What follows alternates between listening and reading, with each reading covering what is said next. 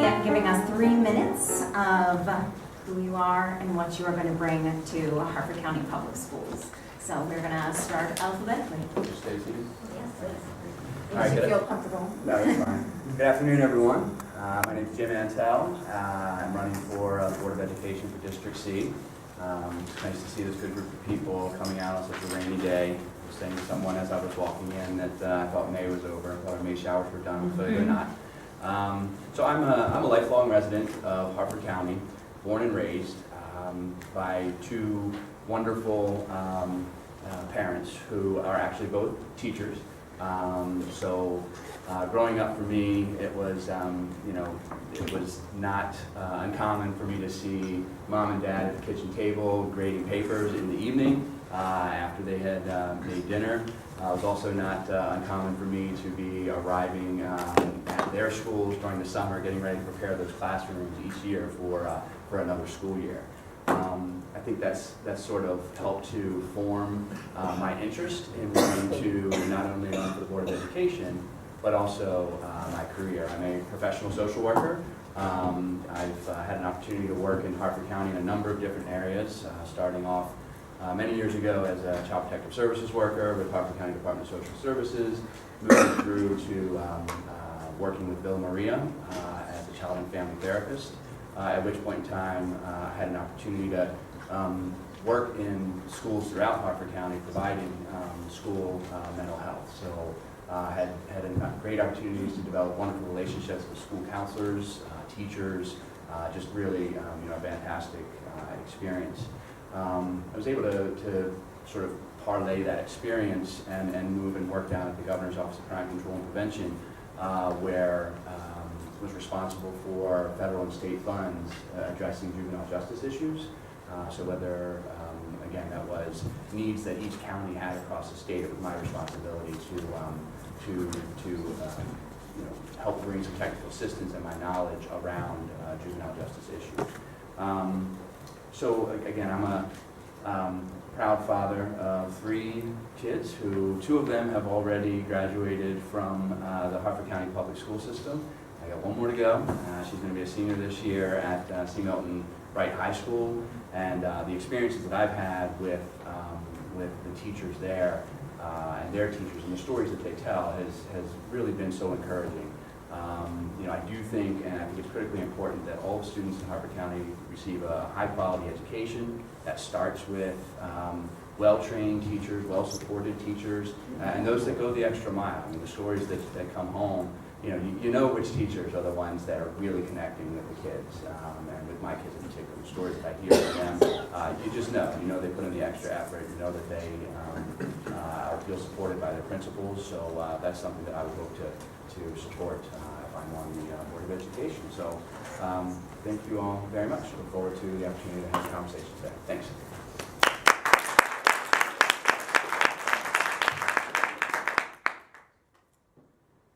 Good afternoon, all.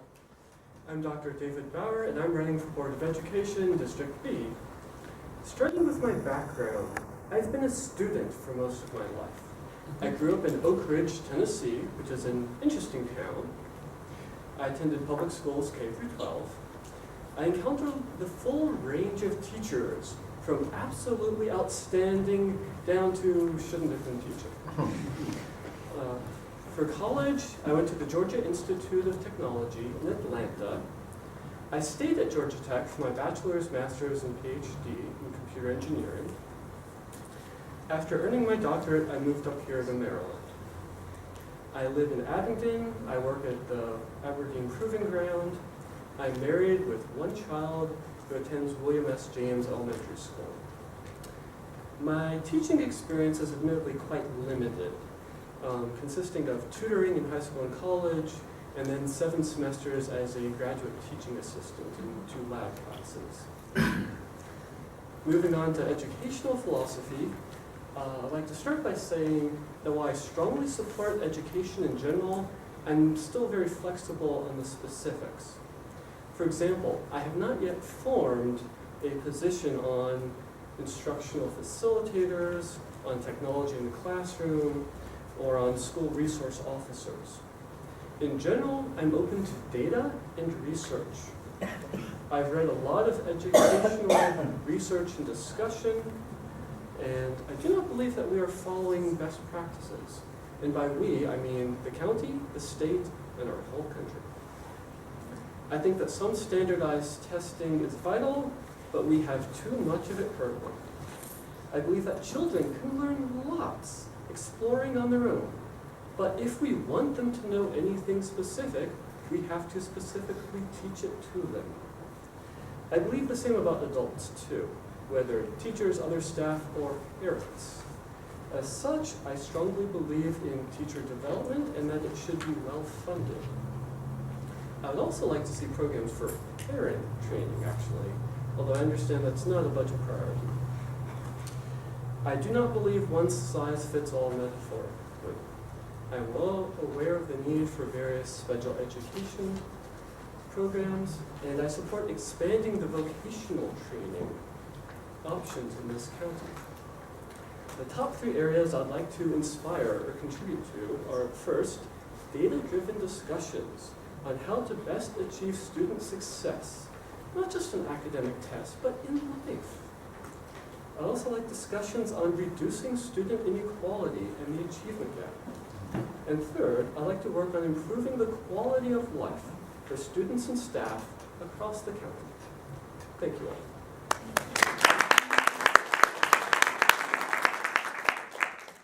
Good evening, everyone. My name is Kathryn Carmello, and I'm running for the Board of Education, Bauer in District C.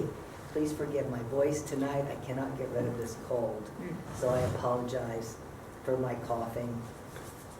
I have served and advocated for the educational needs of our county and community's children for almost 30 years now, both as a parent and as the HCPS legislative liaison, of which I retired last July. I advocated strongly in Washington, D.C. and in Annapolis for our county's children, in making sure that laws were passed that were good for them and laws failed that were not good for our children. I also served on the County Budget Advisory Board for about 12 years, the Core Service Agency, the Health Planning Commission, which focused on the new Upper Chesapeake Hospital, the Harford County Council PTAs, as well as president of the Bel Air High School PTA and vice president at Ring Factory and Bel Air Middle School, where my children attended. Now my grandchildren are attending Harford County Public Schools, where I strongly believe we have tremendous teacher and staff working with our children. I have always believed all of the children in the community should be served equally, as one child is no more important than the other child. Education takes place in the classroom, and the school board's efforts must focus on enhancing and enriching what goes on in that classroom. We've gotten away from the classroom. We need to get back to the classroom, because that's where education begins in our county, and that's where education begins for our children. My proficiency in understanding the budget process, as well as the legislation, regulations, and policy can hopefully be helpful on the board. I do have one concern, to name a few, is that we're going to be losing very important teachers over the next 5 years due to retirement and for those teachers leaving our community. And I feel that we need a plan in place. I think that an effective school board plays an important watchdog role in keeping the school system on track and setting policies that affect our children. And I believe that working together as a board and community, we can all share in the knowledge and satisfaction that we can provide for the educational needs of all of our children. Thank you.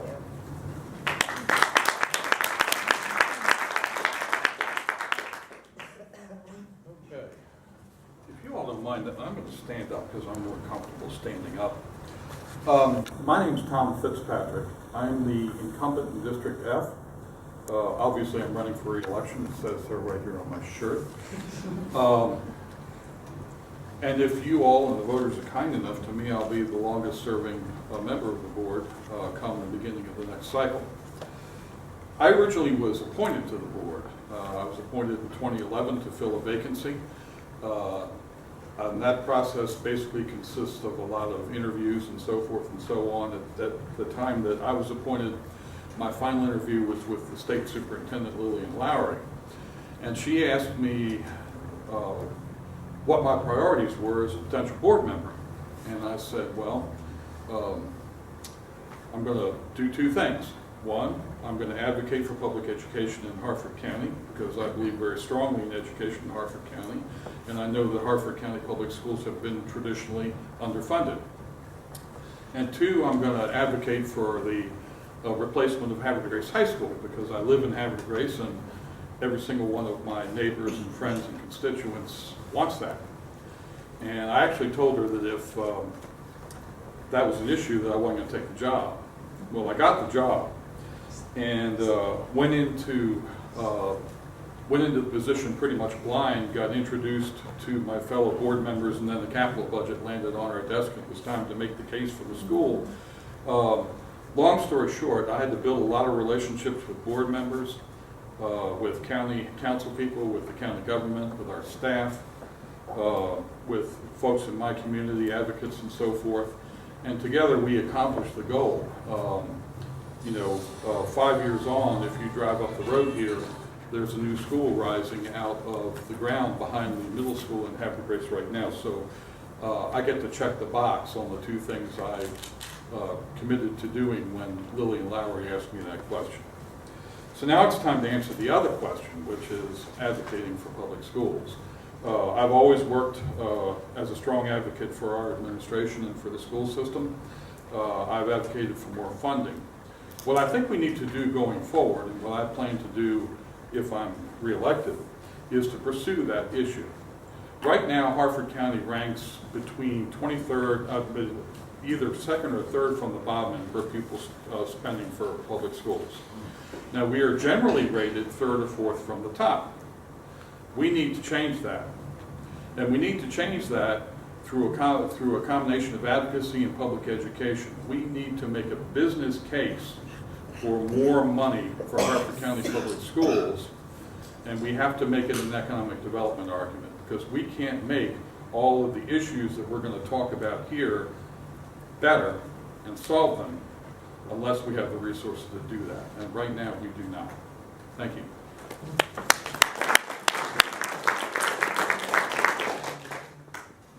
Good afternoon. I'm Art Kaff, running for the Board of Education in District E. And I want to thank, Together We Will, Harford County Upper Chesapeake for hosting this great forum, and I want to thank you all for coming. I also want to thank Together We Will for their great advocacy before the Board of Education. I'm running for the Board of Education because I simply want to make our schools the best that they can be. I have two children right now in Harford County Public Schools. One just graduated from C. Milton Wright. One's a sophomore and will be a junior in the fall. And I believe we can do a lot better. Now, I have been active in the community. I've spoken before the Board of Education several times. As I mentioned, I'm a parent, and I've been active in PTOs and PTAs. I'm currently the social media chair for the C. Milton Wright PTO. And I've also volunteered for the C. Milton Wright High School Band. And I've also been a former member of the Board of Education. I served on the board from 2012 to 2015. I filled a vacancy when, unfortunately, Dr. Leonard Wheeler passed away. And that was back in 2012. He was a great advocate for education, and I definitely strive to fulfill his legacy when I was on the board. I work for the federal government as a federal civilian. I also serve in the Army Reserve, where I have the great honor to serve as a colonel and commander of a reserve unit. Now you might ask, how on earth can I have the time to be a member of the Board of Education and be a commander of a reserve unit? Well, I switch out command this summer. I change command at the end of June, so I will have the time, unquestionably.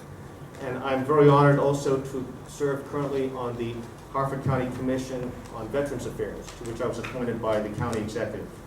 And there I'm also the social media person, and I also advocate for veterans and support them 100%, as I am one.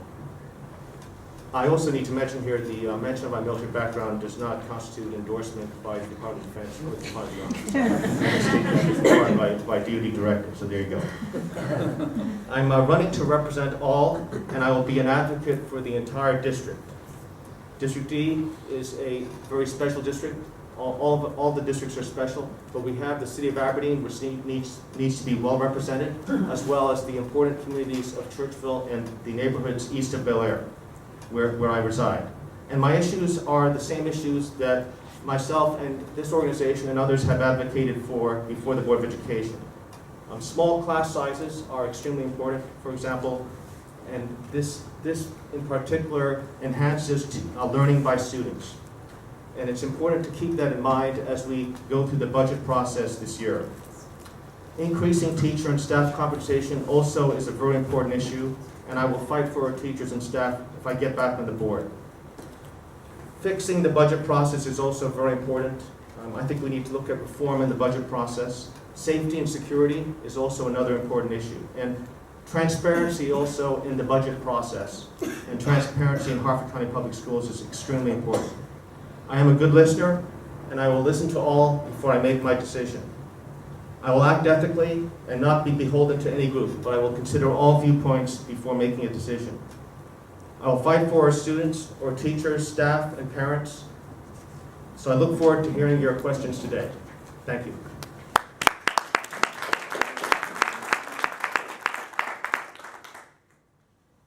I'd like to say thank you as well for having this meeting and for allowing us to be present here and hear your thoughts and concerns and begin to develop a plan moving forward, whether or not we are the ones who are placed in the position on the board to serve the county. We need to continue to serve as citizens and residents of Harford County. To that, I'm Sonja Karwacki. I am running in District F, and my esteemed opponent just spoke to you here. I've lived in Harford County for 38 years now. It'll be 39 this year, actually. My family was raised here. I have 3 children who are graduates of Harford County Public Schools. They attended the Edgewood area school system. And again, I think that the schools here are absolutely amazing. There is so much potential in terms of the staffing that exists in our buildings and so much promise for our students. But we do need some things to be tweaked as we move forward or to be just changed. I have 5 grandchildren who are residents of Harford County and will be or are attending Harford County Public Schools already. So I have 2 sets of twin granddaughters who are 11 years old. I have to brag on them a little. And I have a 6-month-old granddaughter, and found out today that I am going to be the proud grandmom of a little boy come November. So I'm just thrilled that this legacy carries on. I worked for Baltimore County Public Schools for 23 years. I was able to retire after 23 years because I had 2 years of sick days accumulated that I never used. So I am truly dedicated to children and always have been.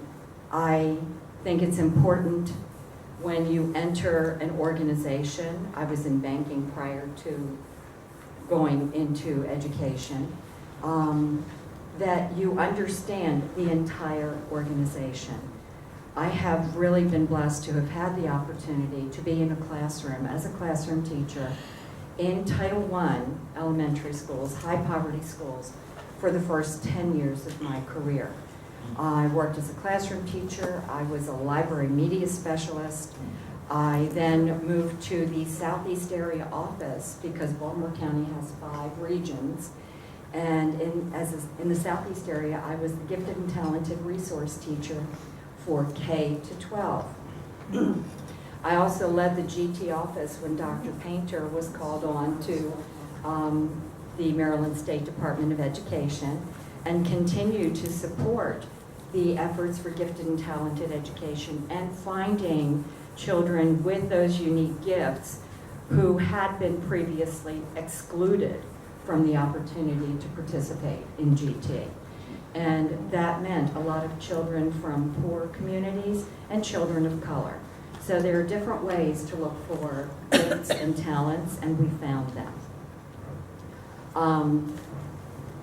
I have been assistant to an area superintendent in Baltimore County, and worked for the southeast area, which is the Essex, Dundalk, and Sparrows Point area. I was then fortunate enough to accept a position of Executive Director of Special Programs under Superintendent Joe Hairston. My own offices gave me the opportunity to be responsible for a budget of $68 million. And in addition to that $68 million, which was my department, I also had to monitor the entire curriculum and instruction budget, which exceeded $300 million. So one of my concerns is budget transparency. And believe me, I have a lot of experience, not only with office budgets, but with school system budgets. Okay, I'm gonna cut it short here.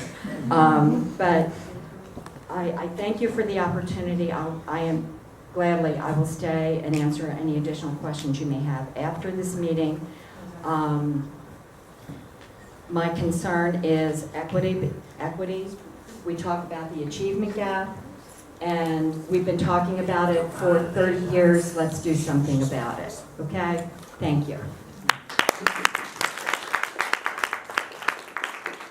I'm going to follow my colleague, Mr. Fitzpatrick, and stand if you don't mind. My name is Jansen Robinson. Yeah, that's my stand. My name is Jansen Robinson, and I'm running for re-election to Harford County Board of Education. I currently represent District 8, Edgewood-Joplin County. Prior to becoming a member of the board, I served as chair of the Edgewood Community Council. You guys may or may not understand what that is, but it is because we are an unincorporated area and we don't have a municipality. The county executive appointed members of the community to serve on these boards to serve as in a liaison capacity, if you will. We hold meetings in our community and we share that information with the county. So why the Board of Education? 38,000 kids, 5,000 employees. Half of the revenues that the county takes in go to schools.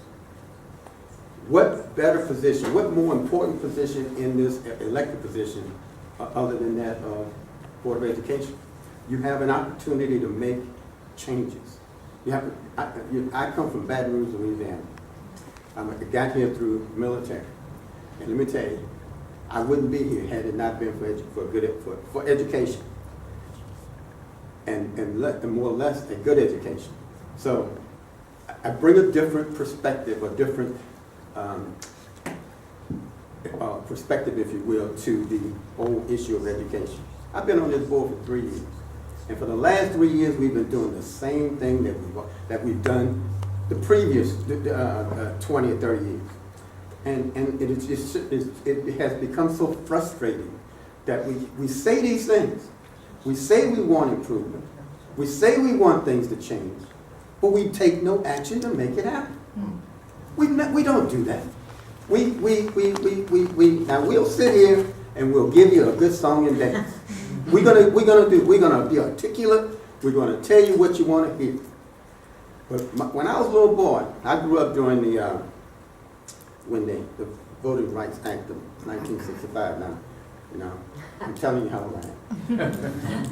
My dad and I were walking to the polls, and I said, "Tell me who you're gonna vote for."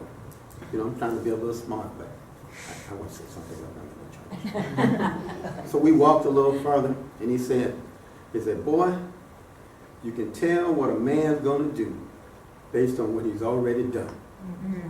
You can tell what a man's gonna do, what he's already done." Now, I challenge you. I don't care whether it's Board of Education or the dog catcher or whatever it is. You make your decision. You think about that. What have we done? We can tell you what we're going to do, but look at what we have done, what we have not done. I became a member of the Board of Education because of decisions that were made on this school board that negatively impacted my community. Decisions that were made about funding and different policies, and they didn't care. I shouldn't say they didn't care. there was no concern given to how those policies would impact the community that I live in. And so I wasn't going to sit around and just wait for that and just allow that to happen. I wanted to take some action. So I'm not going to sit around and complain about something. I'm going to get involved. So I got involved. I've been involved in the community. Okay. Well, let me just do this. Let me say this. I didn't even see that, man. You can't see it? Okay. So I hope that I'll have an opportunity to share. 2 minutes of my time. To share with you my vision and how what I plan to do as a member of the Board of Education.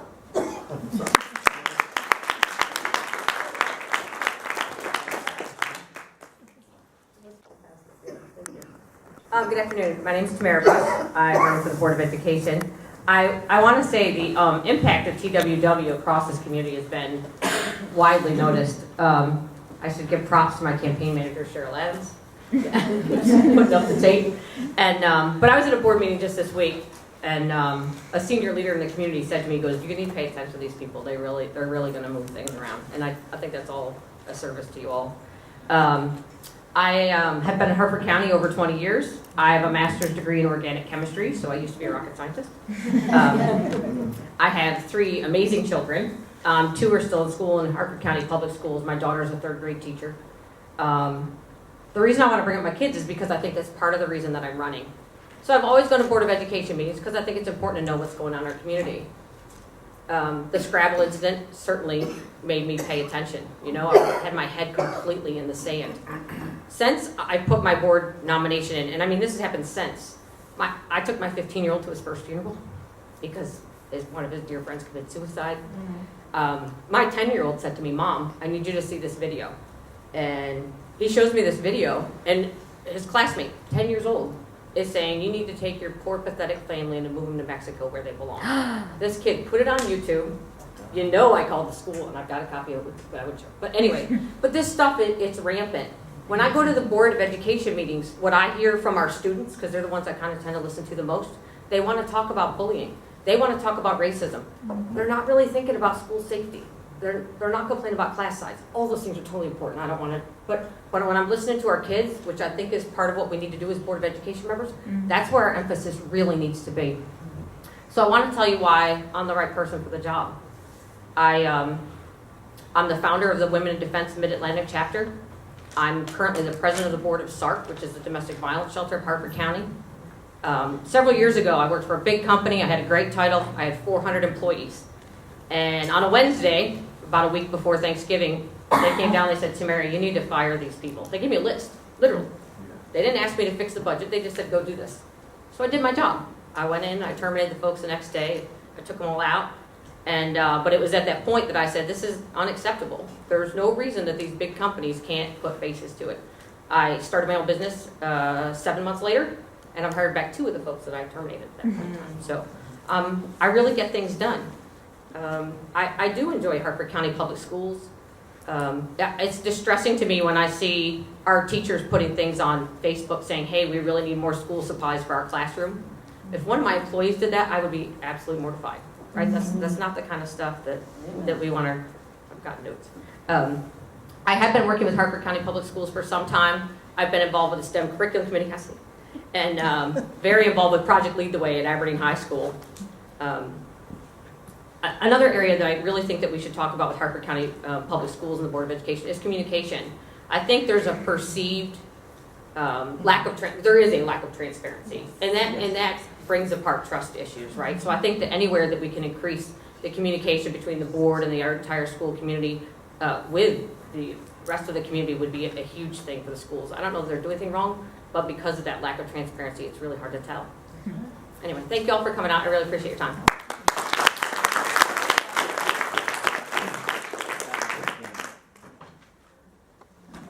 I want to stand up because I'm short. And I want to show you that I can still stand. I celebrated my 50th birthday 32 years ago.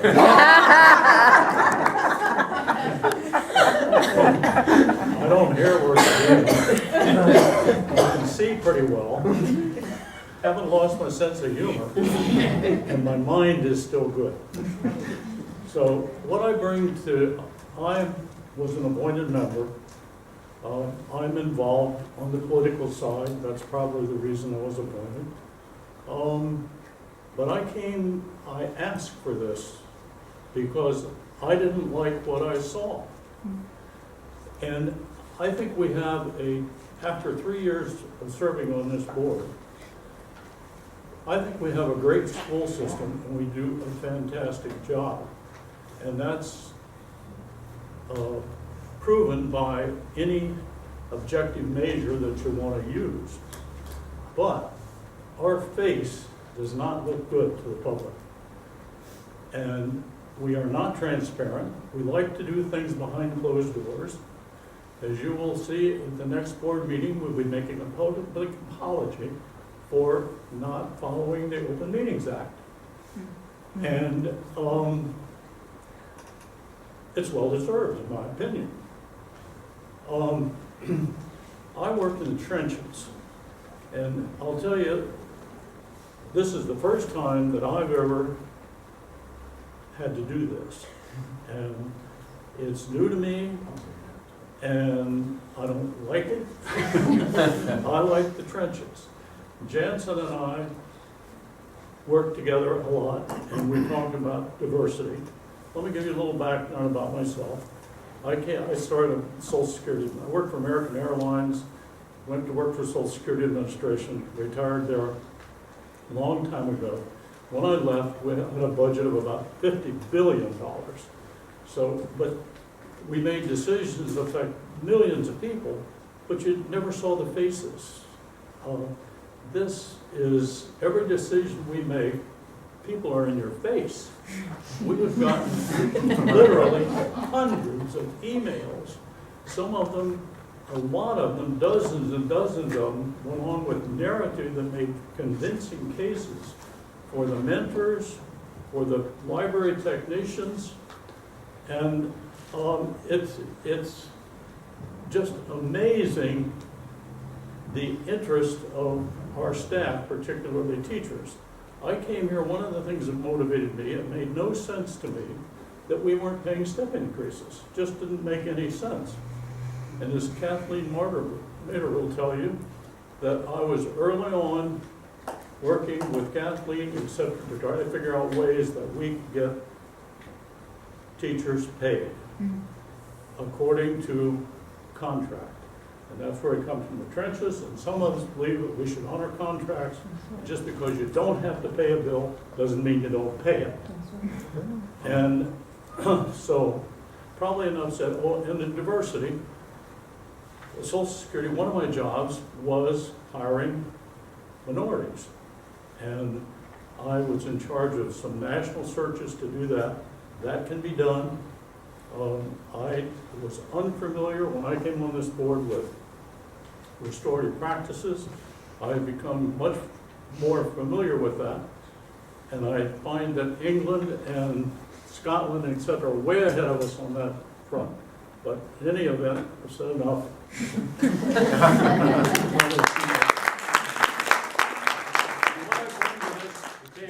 Common sense.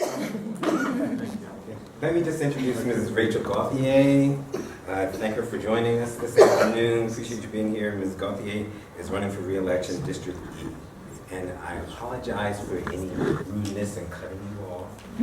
But we do want to make sure everybody has a chance to get their voices heard. And many of our candidates have very kindly agreed to hang around after the forum is over to talk with you and answer any questions you have or just to talk with you further. So thank you. Thank you. I'm sorry I was late for the dramatic entrance. So I guess the question at hand is, who am I and why am I doing this? And one of the reasons I'm doing this actually is why I'm late. My daughter was in a play, and today was the final performance, so we had to finish that, and that didn't end until 3 up in Rising Sun. And yeah, I passed a few police officers. But I'm here now, so thank you for having me. But she and my son are the reasons why I signed on to do this the first time around. they are my everything. My husband is a high school teacher. We both work for Baltimore County. I am a school counselor. So the things that Together We Will does and talks about are things that I deal with in my job and am trained for and actually train other people for practically every day of the school year. And in the summer too, because now we're 12 months. The reason I'm running again is because I still feel like there's work to do. I still feel like Harford County has a ways to go. I still feel like there are things that I can contribute to what's going on. I've absolutely believed that we need to be paying our teachers. Obviously, I'm friends with a number of them, and they get in touch with me and tell me what's going on, which is very handy to have. I know how much teachers make in Baltimore County versus how much they make in Harford County because it comes home on my husband's paycheck, which he lets me see occasionally. I have lived in Harford County for, I think we're up to 18 years now. I am not from here. I'm actually from the West Coast. I'm from Los Angeles. The school districts there are different. I grew up going to the William S. Hart High School District. Everything's a little bit different, a little bit more like Pennsylvania, where you have the smaller districts for the elementary and then the larger ones for the high school. Junior high out there, they don't have middle school. So that's where I came from. We moved here. I moved here, met my husband, got married, and here I am in Maryland. I've been married 23 years, so 25 years later. We chose Harford County because of the schools, because we liked the area, because I liked the space. I don't like the idea of being in a city. In terms of where we are now, I think that there have been some good changes in the 3 years I've been on the board. I think that we've at least moved forward and we're not paying the teachers anymore, so that's progress. I think we're trying to open up dialogue. We get stopped sometimes. I'm always more than willing to talk to anybody who's willing to talk to me, but I also don't believe in talking a whole lot just to hear myself speak. So with that, I'm going to pass it on to whoever's next.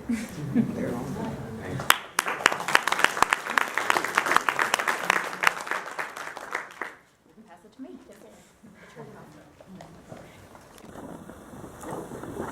All right, we are going to jump into our question and answer portion of this. We are going to come around and collect your note cards, but we do have some questions that were submitted to us prior to the event to get us started, as then we collect and organize your cards.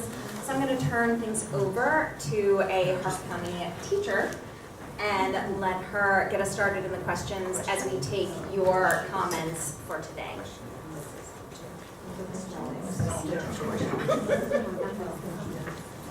Yes, hi, I'm a Harford County teacher. My name is Kathleen Mader. Completing my 34th year of teaching this year. And I noticed here, thanks so much. I noticed here on the questions that had been gathered beforehand that there are 9 categories of questions and 90 minutes left, so we have 10 minutes a category, people. We are not going to go on at length on anything, okay? So keep those timers going. As I was listening and reading and have collected some questions already, I would like to just challenge you all and go down the line and hear from each candidate one word. Can you limit it to one word? It's a trick question. One word. For whom are you advocating as a board member? I'm advocating for the students. That's more than one word. Okay. She's a teacher. That's the assignment. Sections. Next generation? Thank you. Students. The county. The students. Students. Students. Students. I'm going to say teachers, because without the teachers, you don't need the students. One word. One word. Kids. Thank you. Okay, general questions for board members.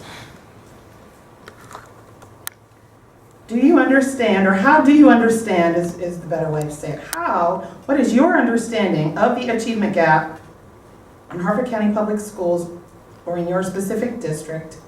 What are the causes and what would you like to see done? Everybody gets a chance. One more time for me. How do you understand the achievement gap in Harford County Public Schools or in your specific district? What are the causes and what can be done? How can they be addressed? There are several different achievement gaps, so that would be the first part. The first achievement gap that most people tend to think of when they say achievement gap is the one, and the one that is most spoken of, is the one between white students and students of color. However, that is not the only achievement gap. There is also an achievement gap between students who are on farms, free and reduced meal plan, and students who are not. There is also an achievement gap between special ed and students who are not special ed. So it kind of depends on which achievement gap you're talking about. One way or the other, I personally believe more resources to give to the students who are achieving. You talk about equity a lot. Everybody has a different understanding of what equity means. Equity doesn't mean I'm giving you a hand up. It means I'm making it so that you're even with the other people. So again, we're back to depending on which population you're talking about. The reason students who are on free and reduced meals, for example, would need to be in schools or need the assistance, because if you're hungry, you can't focus. I can tell you that from my own students. I work in a school that has, or the entire school has free breakfast. I work at a school that has a 71% farms rate, so I'm intimately familiar with what happens with that. If you're talking about special education, you're talking about students who need assistance, some more than others, and there are obviously variations on that spectrum, in what kind of assistance they need. Some need more intensive interventions, some need just a little bit of help with, hey, can you help me focus? Let's tap the table here and I can help you focus, and a teacher can do that. Some need somebody right there to kind of, I don't want to say hold their hand, but really keep them more focused and directed. When you're talking about the racial achievement gap, there's more to it, but there are a lot of studies out there and there are a lot of resources out there to impact that, and that really is having the great teachers that we have, giving them the resources that they need. Time is really key. I feel like I'm talking a little bit too much, so let me hand it off to someone else. But I could go on more if you want to talk about it later. I like to work with problems that have answers, easy answers. This one doesn't. This one's above my pay scale. I'm not an educator. I understand the problem, and I will go with people like Rachel who understand it, and that's the way I would be voting, with people who have a lot more knowledge of the educational system and this problem on achievement gap than I have. I do think that Rachel articulated very well what the achievement gaps are and the causes of them, well documented. Thank you, you made it very easy for the rest of us. I guess as far as what we need to see done about it, there needs to be priority placed on those, right? There's a lot of priorities, and I think we constantly talk about what are the most important priorities. It's got to be bringing those priorities to the top and funding them accordingly so that you can make changes. Otherwise, you're just going to keep saying more of the same. Achievement gap. Again, you correct. Rachel did. Thank you. We all appreciate it. But I have a, not different, but a, I guess an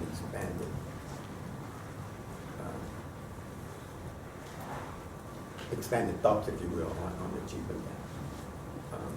First of all, I don't think that there have been, again, we use the right terminology, but our actions don't necessarily follow what we say or the things that we've done.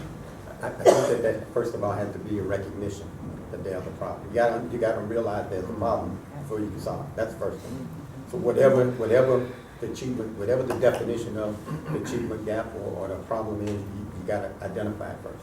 Then there has to be a willingness to address it. Well, a lot of folks think that, again, remember I said I got into this because there were decisions made that impacted my community, and without any regard to how it impacted them. A lot of folks think that if you give everybody a shoe, then they should make it. They should be able to if you give everybody the same thing, they should be able to accomplish the mission, or do what they're supposed to do. That's not the way it works. What we should be doing is looking at giving people what they need to be successful. So not that everybody gets a shoe, we need to make sure that everybody gets a shoe that fits. So some communities may need more assistance than others. And so I think that there has been this reluctance to identify the cause and to say, well, we're going to give everybody a shoe. We're going to give everybody the same thing, and if you make it, you're making it. If you don't, you don't. That is a problem. It is a detriment to our community and a detriment to our society, because what we've done, what we're doing, is we're not engaging. I'm approaching Social Security age, and we have this fight about the money in Social Security. I look at this simple, like Al does. The more people you have working who are productive, who are working and paying into Social Security, the less money and resources that those of us who are working will have to contribute. So it just seems to me that what we want to do, we want to make as many people successful as possible. And I just don't see that. I don't see that kind of thinking. Believe me, it's not just with the school system. It's a lot of other systems, but particularly with a system that can change folks' lives.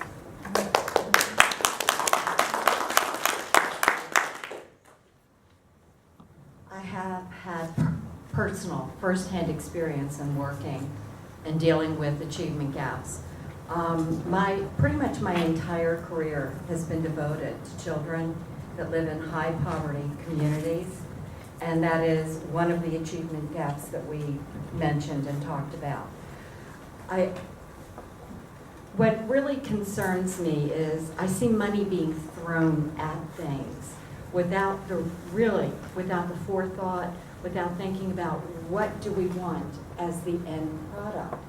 I want children who are literate. I want a child who graduates from high school who's able to read beyond just a functional level.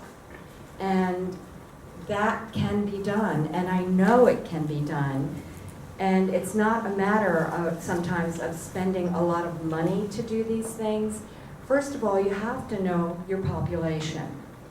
Data, we have so much data, it would choke my dogs. We have too much data. And the problem with data is it can be too easily manipulated to give you the picture that you want to paint, not the reality of what exists, okay? So let me say that first. The other thing is that there are so many resources already existing in our schools. This achievement gap begins before children come to school. So we need to look at this as a community issue, not just as a school issue. What can we do as a community to really get kids involved in learning and help parents to understand what they can do? There are resources. You've got the public library here. You've got so many churches and outreach groups and people that are already working at the preschool level to bring children into that literacy environment. But once they get to the school, what do we do? Because we're still seeing that gap. It's not going to take more money, people. It's going to take using the resources that you have and finding the best instructional strategies and the teachers who can teach in the right manner to each individual child. That's what it really takes. I'm speaking from personal, first-hand experience. And when I worked in central office, I was able to work with 73 of the 110 elementary schools in Baltimore County Public Schools in training teachers how to address the literacy issue and how to bring literacy to all children, special education, farms, regardless of race, color, religion. It can be done. And it doesn't take more money, it takes teacher training, and it takes a system-wide effort of continuity in programming. And that's one thing that's missing here in Harford County. There's no question that the achievement gap is a very important issue, and it continues to be an issue in Harford County. To addressing the achievement gap. Intervention is very important at a young age, and if you look at my previous service on the Board of Education, I advocated very strongly for intervention at all times. And we need to support our teachers, we need to expend greater resources on such areas as counseling to address the achievement gap. And frankly, I don't think enough attention has been paid to the achievement gap over the past few years, so I'd like to do more in that area, because it is critical that Harford County address the achievement gap. So I also think that greater attention needs to be paid to the schools that are in the Title I, that are Title I schools, and along the Route 40 corridor in particular. And that impacts District D in particular. Aberdeen has, the city of Aberdeen is part of District D and has several schools that are Title I schools. And there are several schools that have problems with respect to the achievement gap. So there's no question that we need to address this issue and pay more attention to it. I want to thank Rachel for explaining in greater detail what the achievement gap is. I also think that it's important to have representation among all groups, and that's why I'm running for the Board of Ed. I'm not an educator, but it's important to also have representation on the Board of Ed from all different walks of life. And that's why we have a Board of Education that's elected. So thank you for bringing up this question. I just also want to acknowledge my daughter who's in the back, Nicole Kaff, who just graduated. She was right.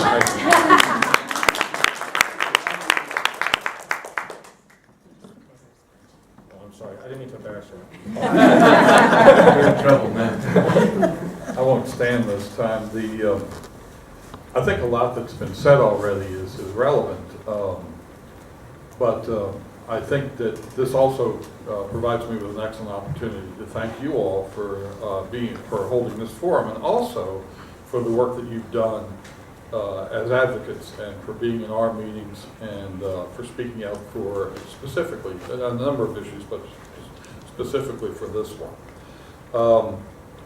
I'm of that age where I'm old enough to remember pretty much the entire scope of the war over civil rights from beginning to present day. There was a few years ago when a lot of people would have said from beginning to end. That is rather obviously not the case. And quite frankly, I never really believed it was. Achievement gaps do exist. Achievement gaps exist in very different places, in different aspects, as my colleague Ms. Gauthier pointed out. And it's also true that achievement gaps begin at home and often exist before the student even comes to school. This is something that we as a school system can address, that we should address, I differ with anybody who says it doesn't take resources, because spending time and effort on teacher training is a resource which does cost money, but it's worth the investment. I believe that there is a tendency in many communities, apropos my earlier remarks, to have a sense of complacency over these issues. That over time, when people don't talk about things like gaps like this, that the assumption is that the problem is solved. Well, the events of just about 9 months ago made it fairly evident that the problem is not solved at all, and that it comes back to us out of the mouths of babes. At the end of the day, though, and I think this is what we're all talking about, one of the things that this question goes right to the core of the role of public education in a community. And the thing that most people don't really understand about education in general is the fact that there is absolutely, that in most communities throughout the United States and in most countries throughout the world, there is absolutely nothing that reflects the core values of the community more than the way we educate our children. So if an achievement gap is an issue, then that is something that we have to look in the mirror first, and then we have to address it. Well, they've said a lot. So I'm just going to expand a little bit on it. Basically, we need to close the gap. But I have heard, I sat through many State Board of Education meetings in Baltimore City on how they're going to do that, and I've yet to see them do it. Our children are everything to each and every one of us in this room, and our grandchildren are everything to each and every one of us in this room. And if we don't start meeting the needs of our students and our children and our grandchildren, the gap is going to widen. And if we don't start figuring out how to help the home, begin in the home. I mean, we have little ones that come to school hungry, and we have little ones that leave school hungry because they're going to a home where there's no food, and sometimes there's no electricity. So how are you going to help them expand on their education once they get there? And we've got to find a way to do that, because we need to meet every child's needs in Harford County, not just a few.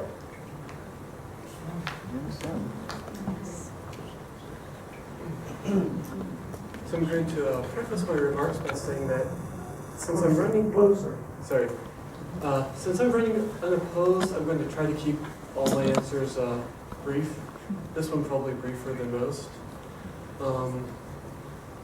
I like a lot of what I have heard from down the table. I do believe that this is a serious problem, as I mentioned before. In terms of fixing it, it's a difficult problem. It's one that people have been trying to fix already for a while. I think it needs to be done by the broader community. And when you have kids basically coming to school who have just thousands, tens of thousands, hundreds of thousands, less words exposed to them in their lifetime when they get to school, it's difficult to make up for that. So I would like us to, I guess, focus resources early. I don't think it's necessarily within the Board of Education's budget to do training or whatever for parents, for kids before they reach the school system, but I think that we can certainly advocate for the county to spend resources in that area. Thank you. Alrighty. Yeah, I agree with many of the things that my esteemed colleagues have said here along the way for the train of the microphone from all the way down there to down here. Rachel, you outlined the achievement gaps. You set it up for all of us to kind of speak from. I do think that in trying to address it, you're looking at really addressing it from the systemic level as well as the personal level. From a systemic perspective, obviously you're looking at, I think, training. You're looking at helping to give information to teachers on again, what is this particular child going through in my classroom. So you have data that talks about percentages, but again, when you get down to the individual level of a specific child, what is going on? What are they bringing from their home? What's impacting this gap? So I think it's important for the school system to be able to provide that training, that perspective, that understanding for teachers. So that's the responsibility, I think, of the Harford County Public Schools. The other piece is that school and home connection. I think there are certain schools where that's working very well. I think other schools could learn from that. But as folks have said all along here, that home environment, that family connection is certainly a contributing factor to the achievement gap. And it's a responsibility, I think, of the of the school system and those teachers that are able to excel and go that extra mile to figure out a way to make those connections. So it is done, I think, one child at a time, not looking at a huge data point and trying to bring that down. I think by addressing the issue one child at a time is how you go about doing that. And I think the last thing I'll mention is just, I really appreciated Al's remark that, you know, in my position now, I work on a number of different teams, on a number of different very complicated issues. And it's important to know what you don't know, and it's important to know that you have experts on this board. You work as a group, you build these relationships, and you know how to address an issue. Rachel clearly understands the achievement gap, clearly would be a resource to go to as we're addressing an issue as a part of the board work. So I think that's an important point now that you had brought up, so thanks. Thank you all very much for a thorough treatment of that question. So thorough, in fact, that I want to tell you that we have here about 35 really good questions, and if we took a minute for each of you, that's 350 minutes, I think, and we're not going to last that long. So I challenge you to imagine the red pen of your English teacher and get right to the meat of it, please, and just do your best, because I think each and every question we have before us is extremely important. I do see a number of audience and pre-designed questions on one topic that many of you mentioned when you introduced yourselves. And we're going to ask for a 30-second response on this, which you should be able to do, presumably, if you've thought about this before. And the issue is transparency.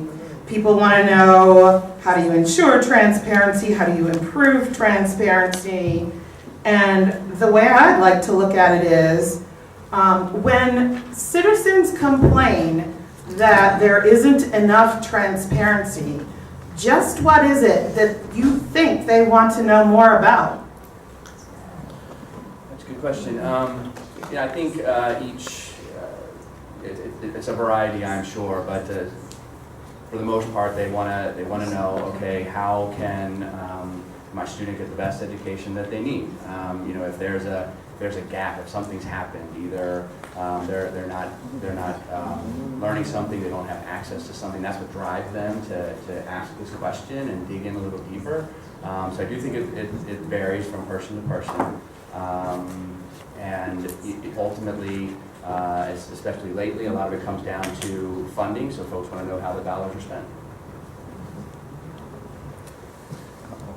I think that people want to know where money is going, how decisions are being made, and why decisions were made a certain way. What else did the board know? Did they talk about what happened basically behind the scenes in private email? What other comments did the board get in private emails that the public doesn't see at the board meetings? So those are the main things, I guess, for transparency. When I hear transparency, I want to know why decisions are being made, and I want to know how those decisions were made. I'm going to tell you, I honestly, in transparency, am not smarter than a first grader, because I cannot do math in the first grade books. It's hard today to understand what's going on in our school systems, and it's hard to understand when you're choosing a new superintendent why you weren't more involved in it instead of just a few people showing up. So bottom line is, I think we need to open up a little bit more and let people know what's going on in our school system. Well, I can tell you from the email that I get, and I get a lot of it, that what people are looking for varies from case to case and from issue to issue, and it will be different 2 weeks from now than it was a month ago. Nonetheless, I do want to make a point that I think is important. Harford County Public Schools does a lousy job of messaging. We have always done a lousy job of messaging. It was that way before I was on the board, and it's been that way the entire time I'm on the board, and quite frankly, it's something I'd like to change. Yes, I've advocated for transparency, and I've addressed specifically what I mean by transparency, and I've spoken about it before the Board of Education. Well, first of all, the Board of Education needs to frankly hold its meetings properly under the Open Meetings Act. Also, they need to come clean with decisions that are being made behind the scenes. For example, I've read in the media, and I've heard from the Harford County Public Schools that some decisions have already been made with respect to cuts that are going to happen on Monday. Well, we have no idea what these cuts are. I have no idea what these cuts are, so there needs to be greater transparency there. And also, we need to stop it with gimmicks that are coming up at the last minute on the board, and such things as the drama fee amendment that came up before any notice. And in fact, I fought for against the drama fee when I spoke before the board, and I was chewed out by a member of the board for doing that.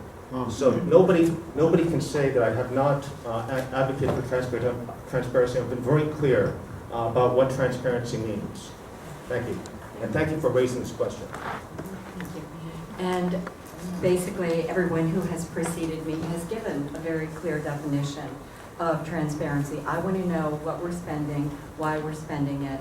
And my particular concern came up with the math series that was purchased. And I'm still saying to myself, my God, who thought that was a good idea? So, so let me just tell you what I'd like to do in my next term to try to address transparency. Part of the problem is, not part of the problem, part of the fix is creating an opportunity for the stakeholders to be at the decision-making table. One of the things that we do, we should be doing more of to open up this process is to create some vehicle, some way that we allow the public and the other stakeholders a seat at that table. Rather than a top-down decision-making approach, we need to have a 30 seconds. Smooth talker. I could listen to you all day. When I think about transparency, I think about proactive communication, right? We could definitely talk about the board. It's clear that the media is not helping the Board of Education. I'm not even on the board. I could see it. That's certainly an area where clearly we need to collaborate more with the local media so that we can continue to open that up. In addition, I think about communication when things happen in our schools and how they're communicated. I indicated earlier that my son had a friend that committed suicide. That happened on a Wednesday. Granted, it was right before Easter, but nothing went home to the parents until the following Monday. It just didn't feel like it. I just think that transparency means a lot more communication. Yes. Well, it could start with transparency between the administration and the board. We frequently learn things when everybody else learns. But I think transparency, when people want to know who's on what side, they want to know who's making the decisions on issues. I think that's probably as important as anything in terms of transparency. Where do people stand? I would agree with that. I'm going to keep my eye on Rachel, though, because she's going to keep me honest, and I could talk about this for a while, too. So we absolutely get tons of email. We absolutely hear from friends in our community. We hear from constituents in our community. We hear from the folks that show up at the meetings. And I think what the overwhelming issue is the communication piece. I think there isn't enough of it. I think there needs to be more of it. We certainly have had moments behind the scenes where we're sitting there going, why aren't we telling people that?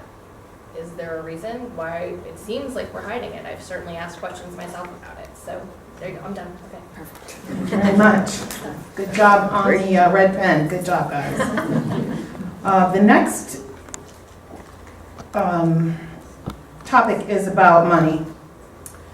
We all know that we say we need more money. We all talk about budget priorities and what is the most important thing, and people that come to your meetings and advocate for various budget priorities and retain teachers and recruiting teachers. And one member of this audience said Harford County schools are ranked as among the bottom of per pupil spending. So if we need more money, where do you think it should come from? In the budget and the amount of money that we honestly have, what are the priorities that you would like to see protected? Yeah, 10 seconds on that.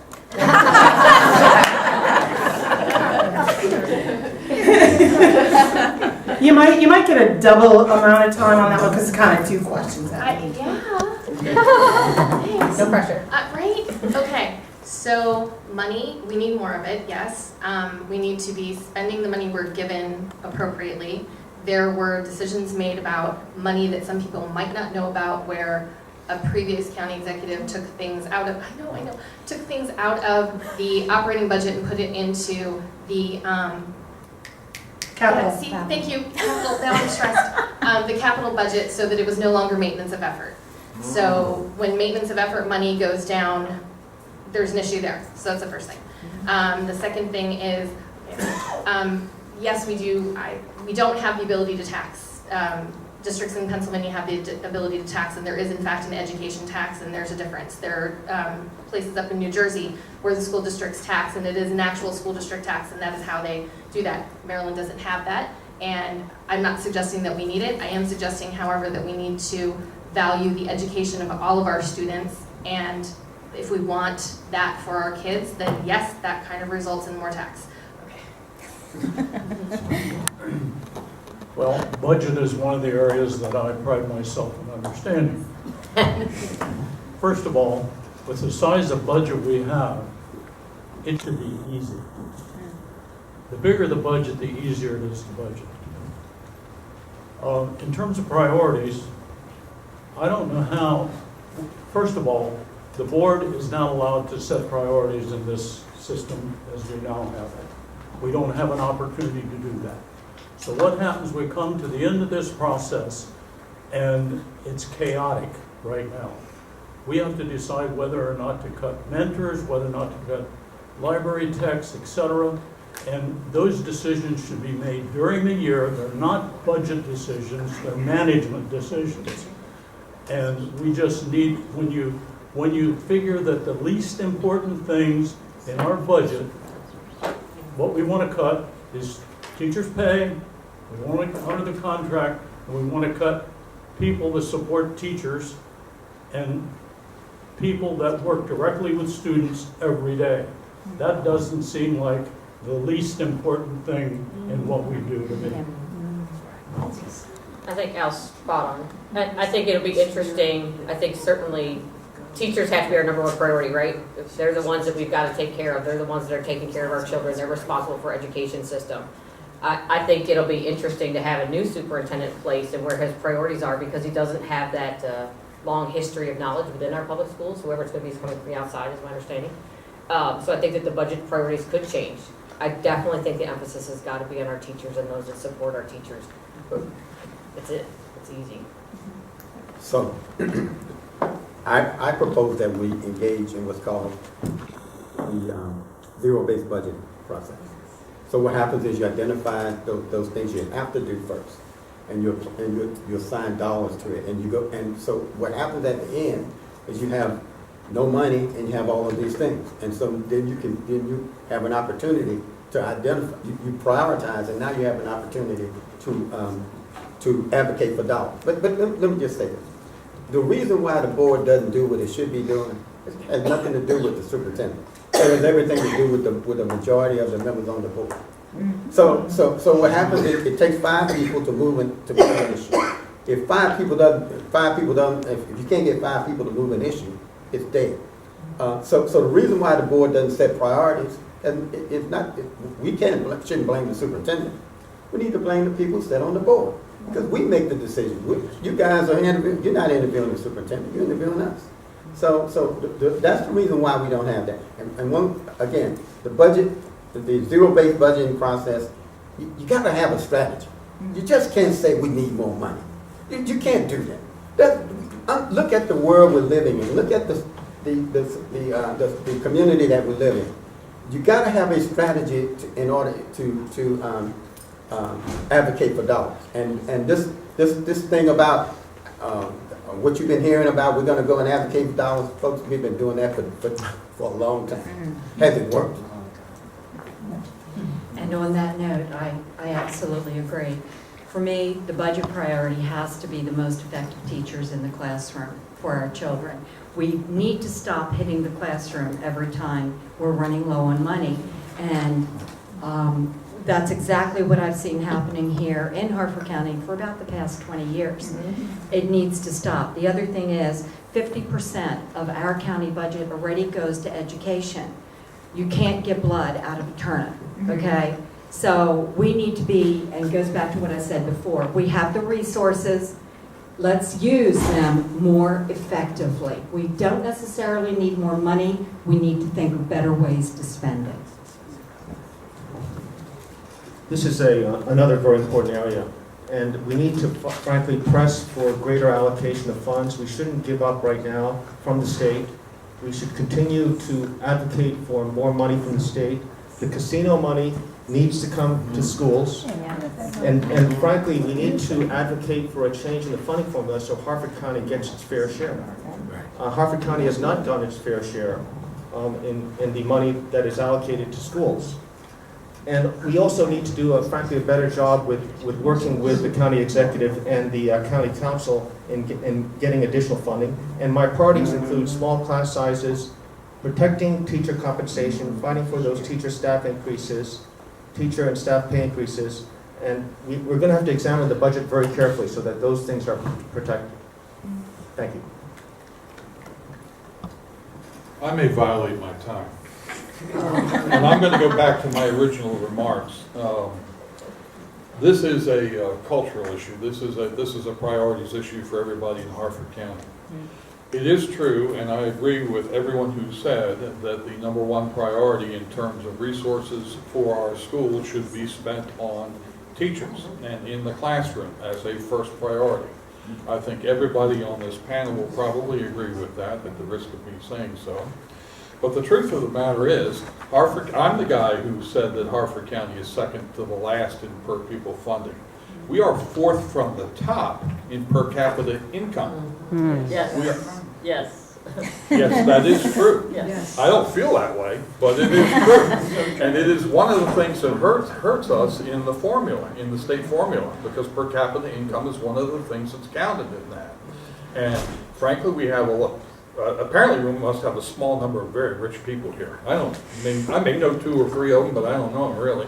But in any case, we do not have, in my time, this county has never allocated more than 52% of its budget to public education.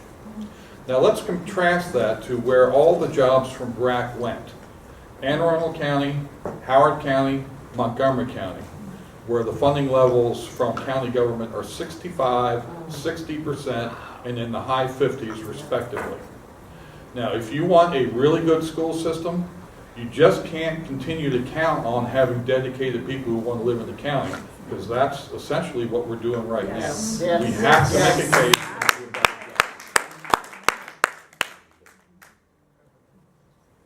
Well, this is an area I know a lot about. And I don't have the time to get into it, but I'm happy to stay afterwards and answer some questions about where the casino money goes and how the formula works at the state level and the county level. But the bottom line is, if we don't start negotiating in good faith with our teachers, we're going to keep losing more and more teachers. And that's the bottom line. If you promise a 2% raise, you give a 2% raise, and you budget that. Absolutely. As far as the state, yes, we are considered a wealthy county, and that's why our money is lower from the state. The county makes an effort and not a lot above that. So there's no more money that comes, and if we don't start getting more money from the county and from the state, I don't know what we're going to do in the future with our children. But what I do know is we have really great teachers, and our children are thriving. Let's see, keeping this quick. My top priorities for budget: teachers, support staff, and facilities. In terms of getting the money, I've actually started comparing the Harford County school system budget to some of the other surrounding counties' budgets. Will I find anything to cut? I don't know yet. Problem is, we aren't getting a lot of funding from the state or the county. I'm hoping that will improve. Besides that, I've got my top 3 priorities. Yeah, so priority-wise, competitive pay for teachers. We have to keep our teachers here in Harford County well-trained. We talked about this, and safe schools. To me, those are the 3 top priorities. I think what, in order to get there, it's, at the last meeting, Joe Bosco actually laid out some of the differences between our county and other similar counties, Frederick, Carroll, I don't know if Howard was one of those as well, but it's the, again, there's a 6 to 10% gap between what Harford County contributes to education and these other counties. So we need to make up that gap. And I think that starts with making sure that there is a strong relationship between the board and the county executive, so that that position understands how how supporting teachers with competitive pay ultimately impacts a positive and successful school system. Is school safety. Of course, everybody's concerned about that. There are a number of different aspects that we have questions about. I'm going to name 3, and as you pass the microphone, you have to pick one. Area number 1. What policy changes could be made to ensure that students and staff receive clear, consistent, appropriate consequences for racial harassment and hate speech? The bullying aspect that has been mentioned. That's one of the areas. The second area is SROs, school resource officers. What is your perspective on increasing the number of school resource officers as a safety message? What role do you think that they have? So it's bullying, school resource officers, and last, our schools have become increasingly dangerous due to shootings. What are your thoughts on how we can protect our citizens, our children, from guns? So you get to pick one. Bullying, SROs, guns. Okay. Well, I currently work for the Department of Justice, so I'm very familiar with the all of those issues, whether it's our funding of stopbullying.gov or the work that we do with school resource officers. I think that in the conversations that I've had with law enforcement across the country, and the importance of an SRO is something that Harford County Public Schools can certainly benefit from, and they do have a specific role. It's just, unfortunately, when it comes to law enforcement, that position is number one, it's not an accredited position, so you're taking it because you're an officer and you're just being added another task. They need specific training, they need to have the respect to do the job they do, which is to be that connection between the community, home, and the school, and to help with youth and law enforcement engagement. Less like bullying is the topic. So if you look up preventing bullying online, actually I think it's the Department of Justice website, is one of the first ones that comes out. And it basically says you need to change the culture, not just in the school, but outside the schools, in the community. That is what I would like to advocate for, is saying what can we do as a whole community to fix the problems for the next generation, not just in the schools, but all over. I'll go to bullying, although all 3 are a big concern to me. My oldest son is 46, and he said to me on the day he graduated from high school in the 1980s, he said, "Mom," he said, "it's not about graduation. You never understood. It was not about graduation. It's about surviving high school." And I've never forgotten those words from him, because my son had a good home, he had lots of supports, and he knew he could come to me for anything, as well as my other children. So bottom line with this bullying is it has to stop, and we need a zero tolerance when it comes to bullying with these kids. And I'm not sure how to begin, but we need to do something about it, because people tell me they write MSDE and they don't get any, the Maryland State Department of Education, they don't get responses back.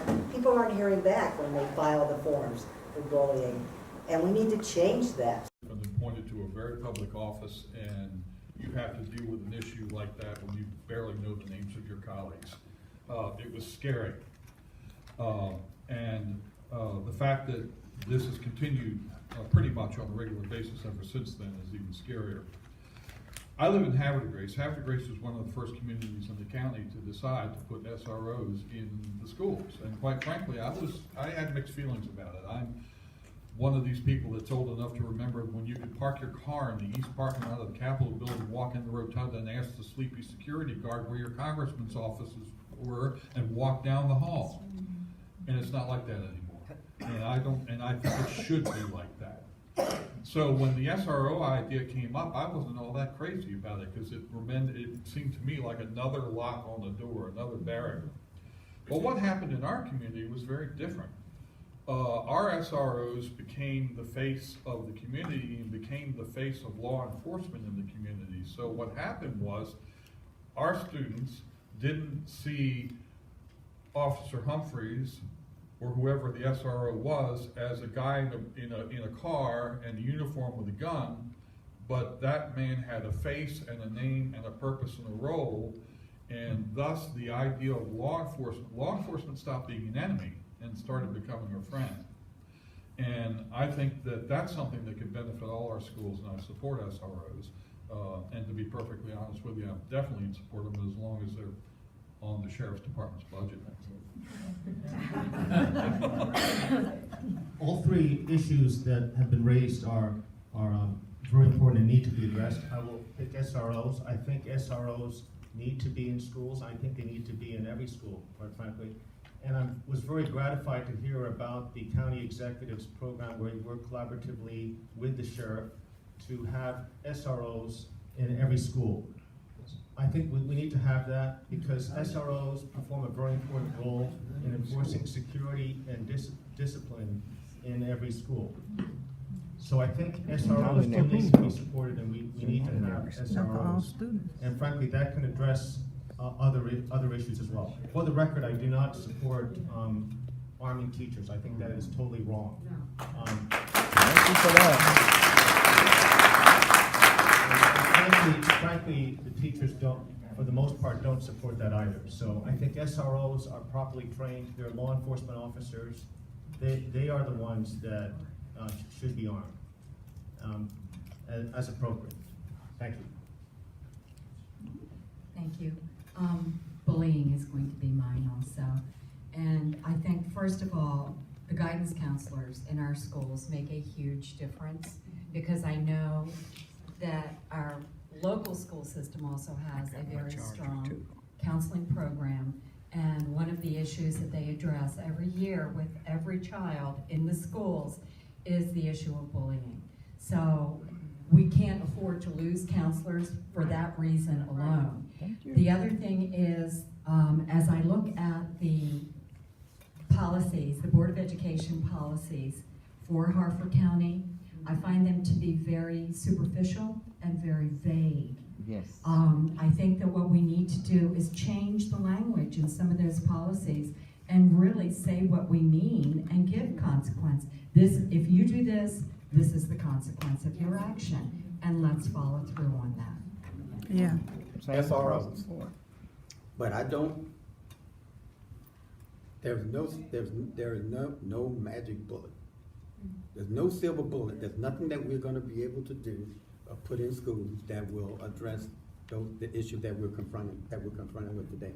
But going back to SROs, while I understand some folks feeling that you put a police officer in the school and that's going to stop something from happening, No. that's not the way it works. Sometimes you can introduce those kinds of things and it makes the situation worse for some people.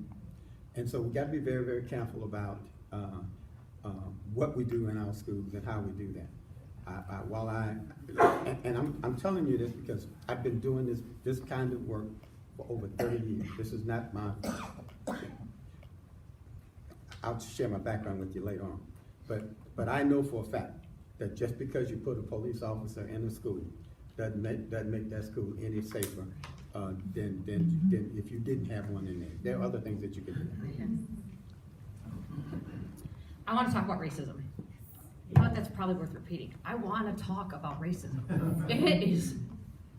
I think I live in this little bubble. I'll be the first one to admit it, right? I live in this little fairy tale or whatever, and my kids are happy and healthy and all this. But I gotta tell you, it is rampant amongst our community. It doesn't matter which school you go to. Yeah, there you go.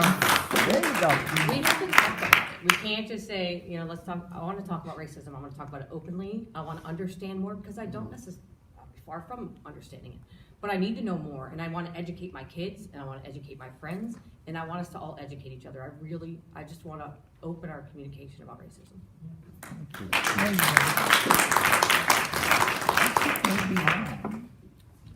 Yeah, I'll speak to safety. I think we just made a giant step forward when we hired our new safety officer. I have a lot of confidence in what he plans to do and what he's doing. But again, from the trenches, the first thing I would do is, for shooters, is I would change the alarm system so that we don't have one alarm for all kinds of emergencies, that we have a specific alarm system for shooter situations. Makes sense. Okay, I'm gonna go a little bit off of that. I'm gonna tie it all together. So I think as a counselor who works with bullying and an SRO, and who has been in a school with a gun, that the key word we need to remember is relationships. I have a SRO who is absolutely amazing, who is our track and field coach, who is our cross country coach, and who is making relationships with my kids. I have relationships with my kids. I have 30-year-old men who come back and see me because now I have not left my school, despite the fact that it's hard. I have been in a school with a gun, and I have dealt with that situation. I hear about fights before they happen. We need SROs in schools to build relationships. We need them to be appropriately trained through NASRA, which is the National Association of School Resource Officers, because they actually do have things that they are trained on, and they do have curriculum that they deliver. And I work with mine all the time. I think that we need to have more involvement with parents so that people understand what bullying is and what it actually means. So I'm back to, again, I think the key word here is relationships for all of it. Thank you.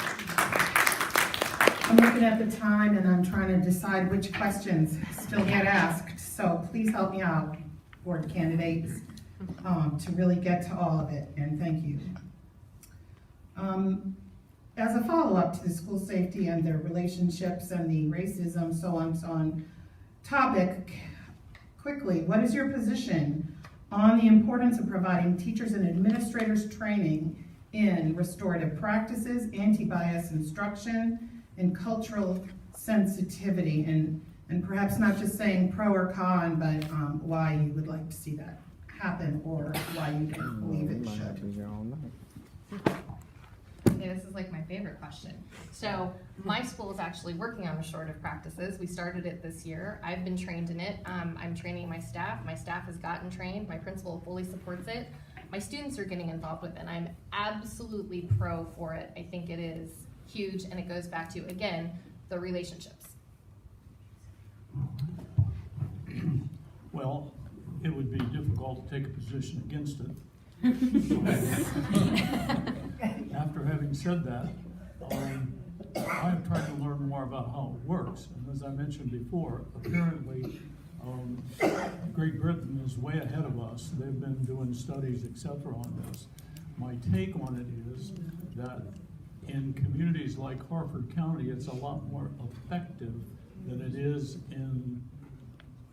would be in Baltimore City, where you have more family support, you have more community support, etc. And it goes back to, it seems to break down from what I'm thinking in the cities where you just don't have any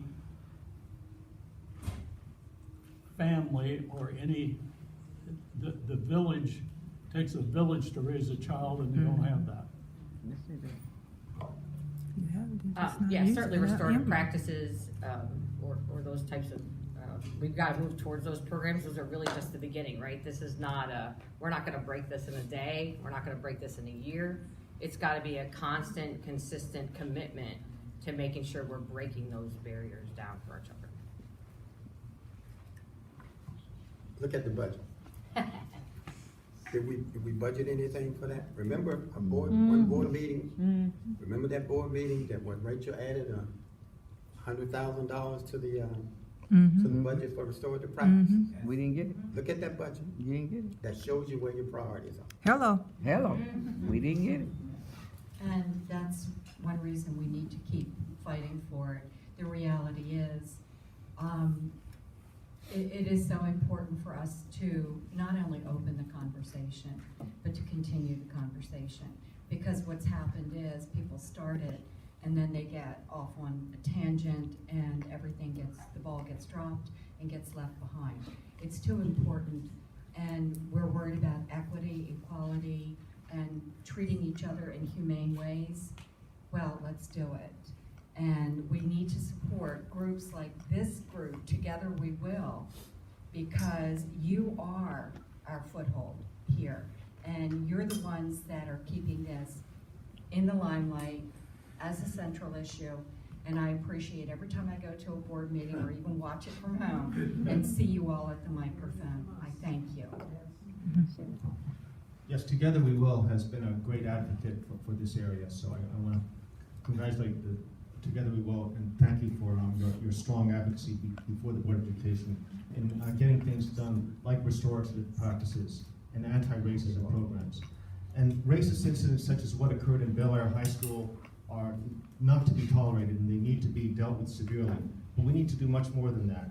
We need to have established programs that really emphasize respect for all. There is simply no place for racism in Harford County Public Schools or anywhere. And it's more than just throwing money at a problem. It needs a well thought out plan that needs to involve the community, teachers, parents, students. Everyone needs to be involved. And such programs such as a aggressive social media campaign, teacher training, and having greater diversity among teachers and recruiting teachers of color is a very important issue that we need to address. And there's not been enough done in this area. And I have been an advocate for these areas when I was previously serving on the board, and I will continue to do so. I'm not afraid. I will continue to fight for these issues. Well, thank you. All right now.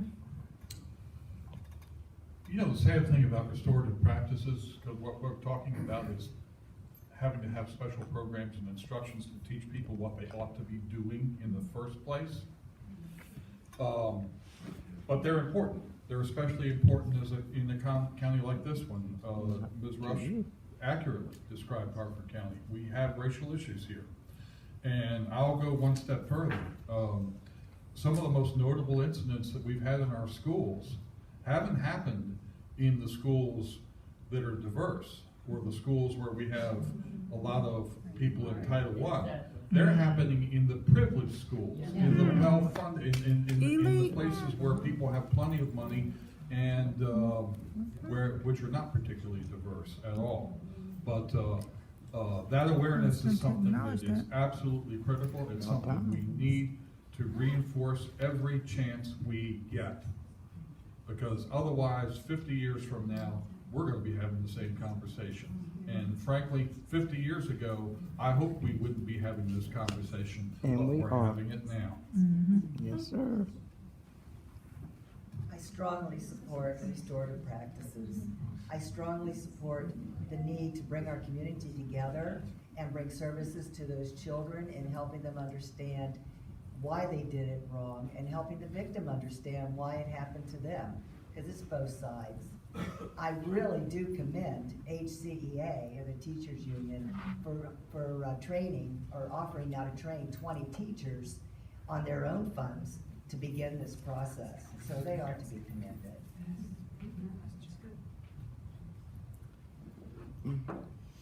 So a few months ago, I attended the implicit bias training that was held here. Thank you all. I would like to see a lot more people attend that. Not just teachers, but other staff and other members of the community, because this is a community issue. Restorative practices, I would like to see as well, because it not just gives us an alternative to, say, suspension, expulsion, but says, hey, we're going to take the time to try to fix this problem and not just say you do it and you're out. So yeah, I think teacher training is a critical priority, and especially in these areas of restorative practice and cultural competency. It's unfortunate, again, as we look at the meetings that are happening now, these are some of the areas that are being cut, right? The training for teachers. So it certainly hits home to me when I think about priorities and decisions that need to be made. These issues are so important, and they cross over the community, right? These same exact trainings, guess what, are being provided to Department of Social Services workers, Department of Juvenile Services worker. How about this as an idea? Why don't we get everyone together and pay for one training? Don't try to repeat this over and over again and operate in silos. There's opportunities for folks to learn from one another. Restorative practices or juvenile justice area of expertise could pretty much be shared with school systems to help advance that goal. Those trainings to talk about, okay, if I'm in a home versus school, you know, what are the issues that are going on here? Let's talk about the cultural issues. So anyway, thanks. All right, so we've decided we have time for one more question. We don't have a lot of time for that question. So dig down in the things you've already thought about in your quest to become a Board of Education member, please. And tell us specifically, not just your opinion, but your plans. What can school board members do to ensure that more students, including students of color and students from low-income families and communities, have access to vocation-oriented educational programs? Vocational ed.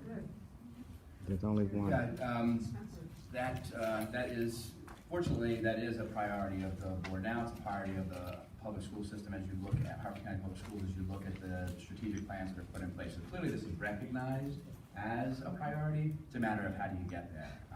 And I do think that there are opportunities to, again, connect with businesses in Harford County, to connect with other departments that might be working on particular issues where you could share some of that knowledge. I think there are some hurdles that are put in place where there are professionals out there that are willing to donate their time, but the hurdles that they have to jump through in order to be able to be in a school system to provide these services is it basically pushes them away. So I do think there's an opportunity for us to look at those policies and figure out where there might be some changes to make that a little bit easier.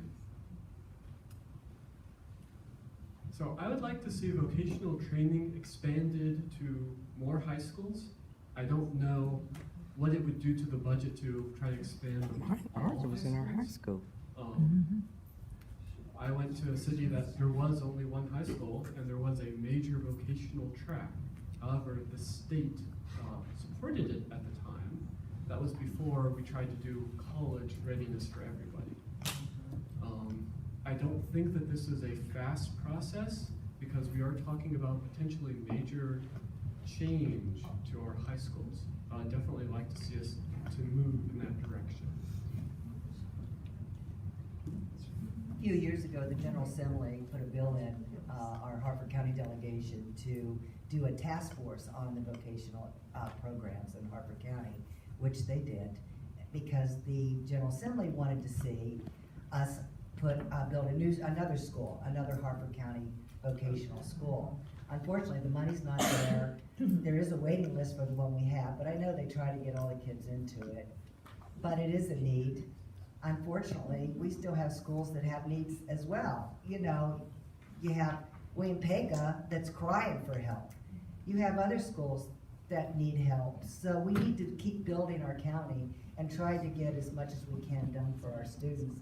I agree, the vocational program is excellent. And there was a time when Harford VOTEC, as I still call it, you couldn't get children to go there. And now the door is busting because they want to go there. So yeah, we could use another one, but it's just not, there's too many other capital needs in front of it. Yeah, again, this goes back to my opening remarks, and since Ms. Mader wanted to hear what my specific plan was, I'm going to talk about that.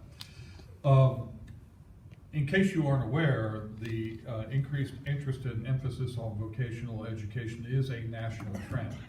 I was in San Antonio at the National School Board Association meeting earlier this year, and it was one of the hot topics.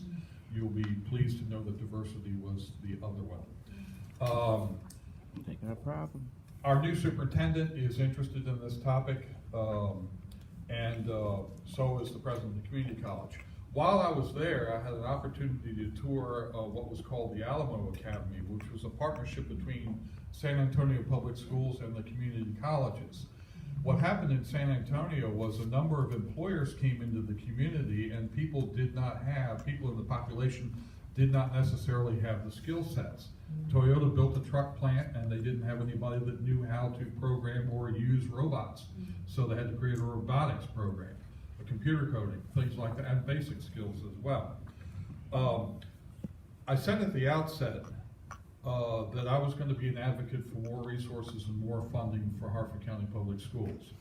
And I also said at the outset that it was necessary in order to do that to build a business case. Not just to say that we want more money because we deserve it and our kids want it. They've been hearing that for 25 years and ignoring it for 25 years. What we need to do is explain to the people who actually fund us why putting more money in public education is going to benefit this community. Amen. Vocational education, reaching out to potential employers and building and offering to build skills in our students that will create a workforce that gives people good jobs and good employers is a way to do that. Amazon is in Cecil County, not here. One of the reasons why I'm running for the Board of Education is to advocate for vocational and technical education programs. There's frankly not enough has been done in this area. Yes, we have Harford Tech, and Harford Tech needs to be strongly supported, but there needs to be vocational and technical education programs in all of our high schools. And I will advocate for that if I get back on the board. And I also want to mention that not every student goes to college. So that's why it's very important to have strong advocacy for vocational and technical education programs. Thank you very much. Thank you. I'm old enough to remember back when schools actually had VOTEC programs in every high school. Right. Okay? Yeah. And actually my husband was a diesel mechanic, and he donated time to Baltimore County Public Schools at Eastern Technical High School, which is now an elite school and doesn't do that anymore. But the messaging started in the 90s. The kids need to be college and career ready. And what happened was career ready morphed into a college type career, not vocational education. And I think that's part of the problem. We've lost touch with so many of those opportunities. But what Harford County has and what is available statewide is our CTE programs. Those are the career programs that used to exist in every high school and exist in most of our high schools here in Harford County. But what we need to do is take a look at how those are being coordinated and the placement and who is working with them. Remember the first question that we were asked about the achievement gap? Remember that question? This is how we close that gap. That's right. But not everybody's going to go to college. Not everybody should go to college. But we have been remiss in our effort for decades, thinking that and pushing STEM and STEAM and everything else. So my plan, I know, I'm intimately familiar with this because I'm working with folks from the Harford Community College and others to look at what we can do about developing a center in the southern part of the county. So, and I do know that the county executive is very interested in this. So the plan is bring the school system, Harford Community College, and the county executive together, because it's going to take all three entities to move this. I mean, we can talk about advocating for stuff, but if you never move, if you never move an issue forward, we're going to be doing the same thing 4 years from now. What he said. if you think about the number one employee in Harford County, it's Average Proving Ground, right? It's where I live, work, and play. I own a business that supports it. I can tell you that the folks that are coming out of Harford County Public Schools are not ready to work there. They don't need degrees, right? If I could hire someone right now, if they're capable of getting a security clearance, which I don't know that we talk to our kids about at all, right? Keep your credit clean, stay out of trouble, those kind of things. That's how you get a security clearance. Absolutely. It's not that hard. They have even some of the technical things they're doing, they're not teaching them the right certifications. Right. There's a class you can take today called, if you have Security Plus and Security Clearance, I will hire you today at $40,000 a year. Done. Like, no question. So those are the kind of things we need to be partnering with the community and the people that are hiring in our community to make sure that we're building the right people for the jobs, and that doesn't mean they need to be college educated, not at all. I'm gonna be downplaying college, by the way. Well, I'm ready to hit the ground running when we get the new superintendent, because one of the reasons that I was very much for the superintendent, because he has experience in this area. I have been talking for some time, meeting with the president of Harford Community College, and she has great ideas about setting up, she calls it a middle school, which these do exist around the country, where you would get a high school diploma and a associate degree when you graduate from high school after 12 years. And this is something that, again, takes the community college, the board, and the county executive. The present administration had no interest in that at all.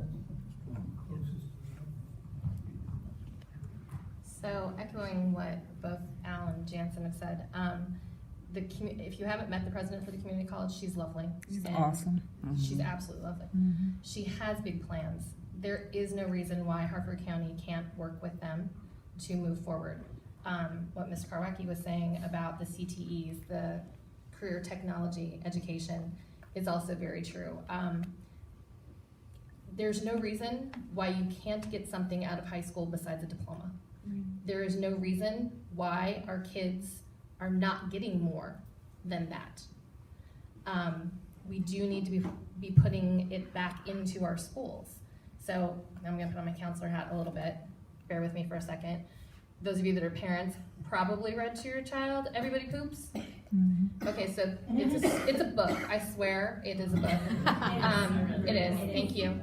And I actually have sat there in front of my students as I'm giving my career and college education lessons, because college is not for everyone.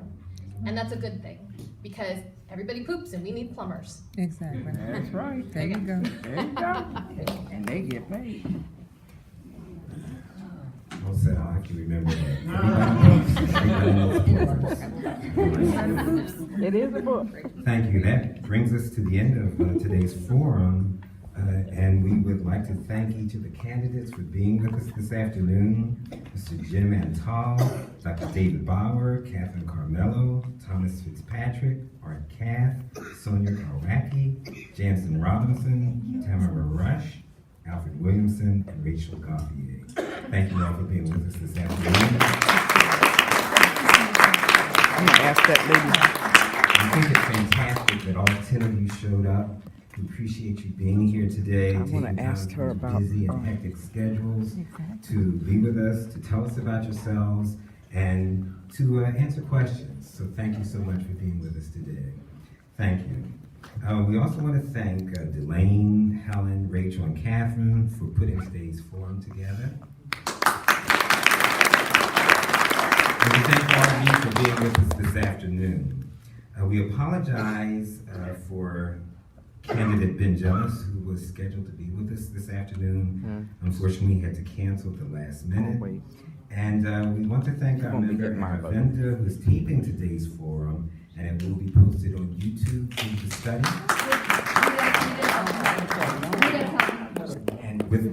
And thank you. Thank you for the assistance from Ms. Betty and Ms. Rita. Thank you. A few quick announcements before we end. Board of Ed meeting tomorrow at 6:30. Mr. Fitzpatrick and Mr. Williamson made reference to our new superintendent. If you want to share some information with us tonight, this evening, You won't be disappointed. No. that sounds very promising. You will not be disappointed. Thank you. We understand that announcement will be made formally at tomorrow night's meeting. That's very encouraging. Thank you. Early voting. Remember, early voting begins this week, June 14th through June 21st. This is for a primary election. On June 24th, our Racial Justice Action Group will meet at MedStar Health. It's at 2 o'clock. On June the 26th, primary election. Make sure you go out and vote. Vote early. On July the 8th, our next TWW general meeting is here at 3:30. On November the 6th, the general election. So that's when we vote for candidates for the Board of Education. Early voting begins October the 25th and lasts till November the 1st. So again, make sure you make your voices heard. We've heard some great information today from these candidates, and again, each of us has the responsibility to make a difference. And I think we've seen that in unity there's tremendous strength. So let's go forth from today and put that unity to work. And thank you all again for being with us this afternoon. Meeting available for some conversation afterwards. And thank you again. Travel safe.